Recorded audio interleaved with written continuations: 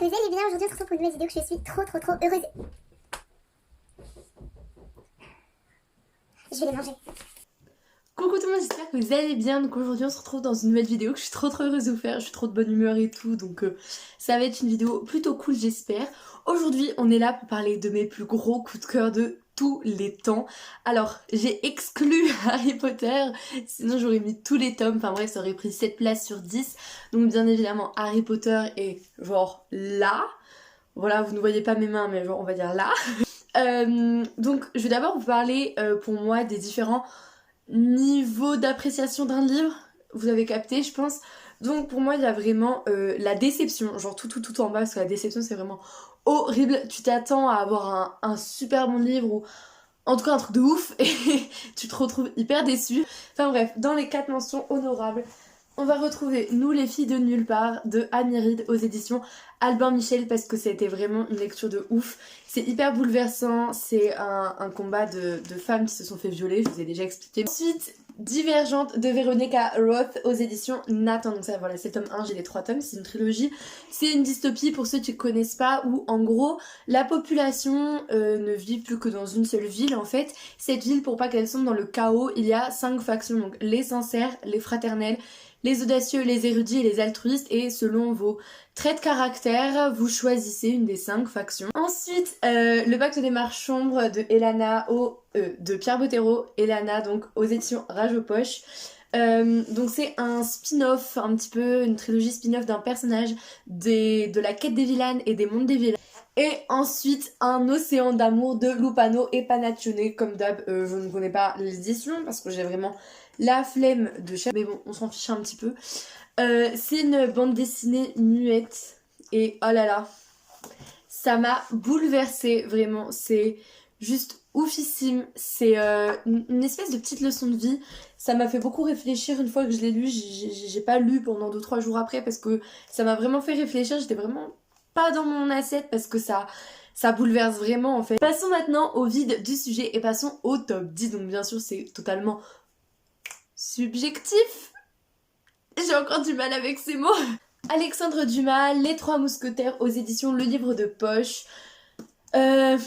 J'ai adoré, donc c'est un classique de la littérature bien évidemment. Donc on va suivre D'Artagnan qui va arriver, il va arriver où? À Paris je crois.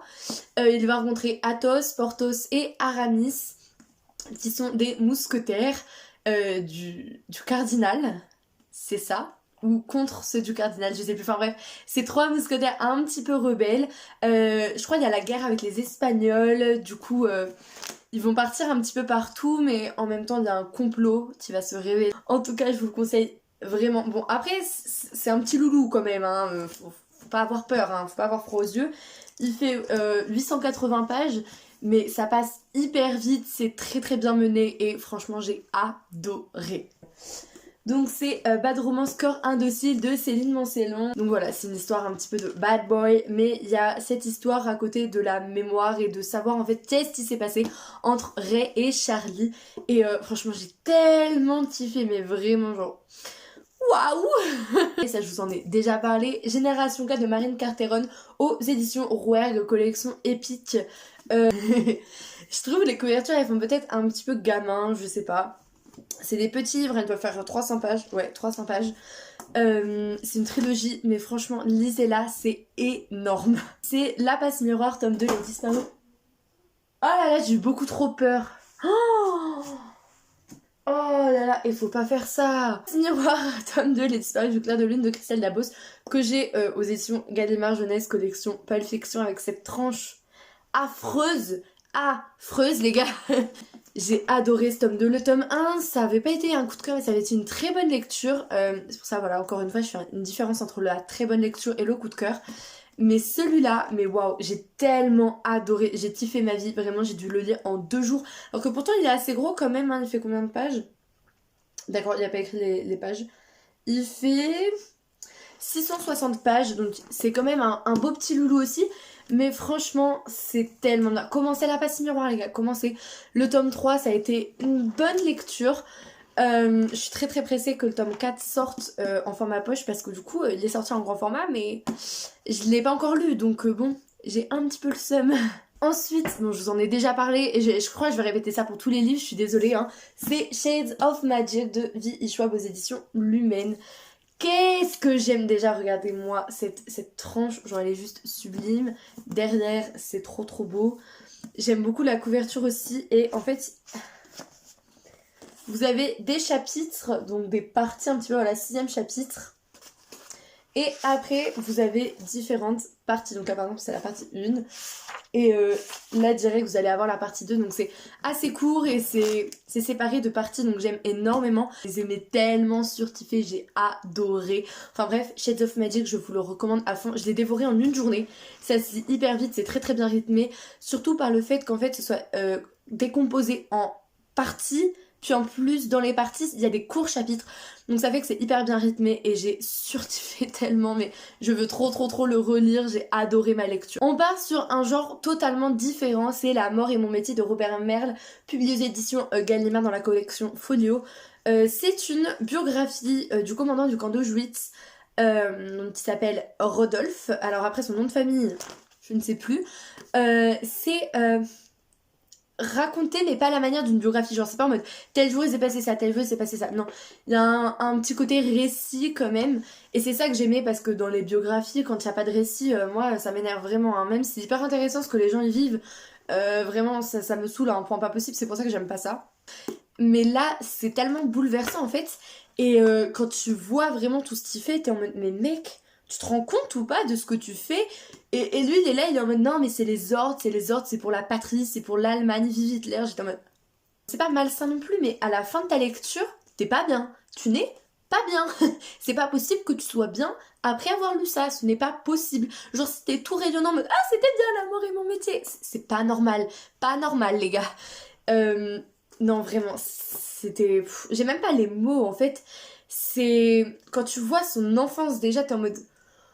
Ouf, endoctrinement à donf là quand même, on est sur du high level. Et après, quand tu vois tout son parcours, il veut absolument genre tuer des gens. Vraiment, t'es en mode mec, t'es un psychopathe en fait, c'est quoi le bail? Et c'est tellement bien vraiment, et c'est vraiment très bouleversant, j'ai adoré, ça a été un gros coup de cœur. Je me vois pas le relire parce que vraiment c'est affreux en fait.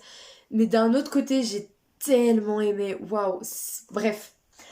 À la 4e place, oh là là, la couverture elle est sublime, je pense que vous vous doutez de ce qui débarque.